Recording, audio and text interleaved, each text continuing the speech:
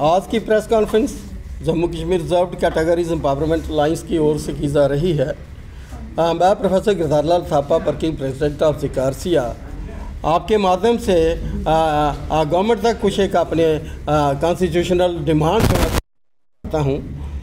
मैं शुरू करूँ कि हमारी चाहे वो रिजर्वेशन इन प्रमोशन का मसला है, चाहे इम्प्लीमेंटेशन ऑफ मॉडल कमीशन का मसला है, SC/ST एट्रोसिटीज़ का मसला है, चाहे डिल्यूशन ऑफ ST का मसला है, चाहे डिफरेंट कमीशंस की मैं अगर बात करूं तो मैं शुरुआत करूंगा रिजर्वेशन इन प्रमोशन से। हमारे कुछ दिन पहले हमारे ऑनरेबल एलजी साहब जो हैं ये एक ऐसी गैदरिंग में बोल रहे थे, शायद गुरु नानक दास जी की फंक्शन में बात कर रहे थे, तो उन्होंने 2-3 बातें वहाँ पे कही हैं और मुझे पूरा यकीन है कि वो बातें जो है वो उनको जो ब्यूरोक्रेट जो है उन्होंने जो है वो फीड करके रखा होगा, और जहाँ का ब्यूरोक्रेट जो है वो हमेशा मिसलेड करता आया और अब तो कुछ ज़्यादा ही कर रहे हैं, वो सुपर बॉसेस बने हुए हैं।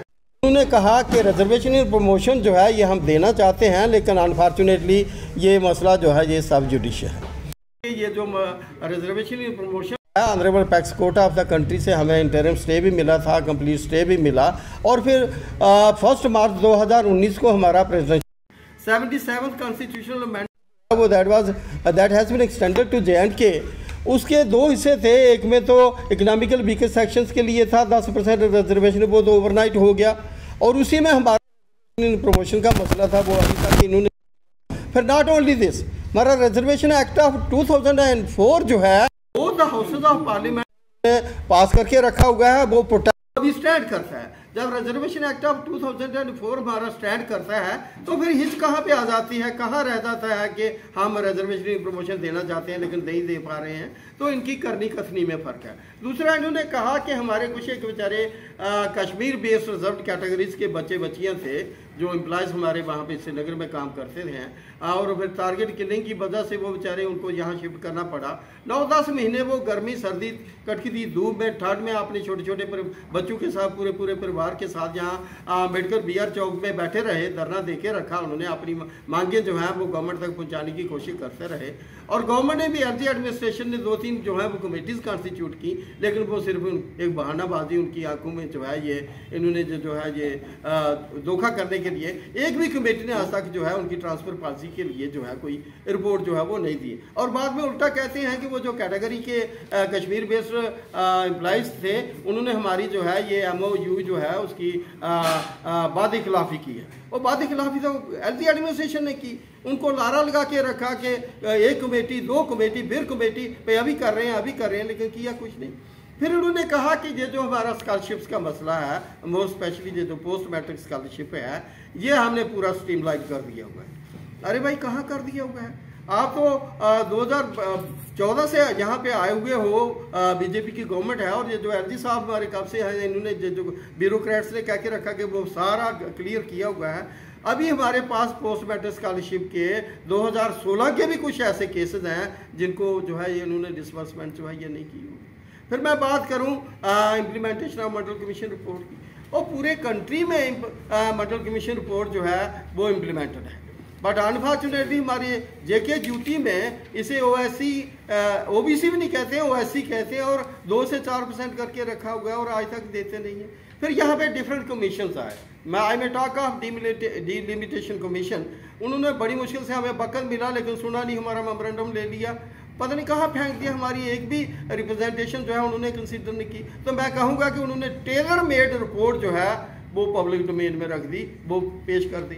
Same is the case with this socially and educationally backward classes commission.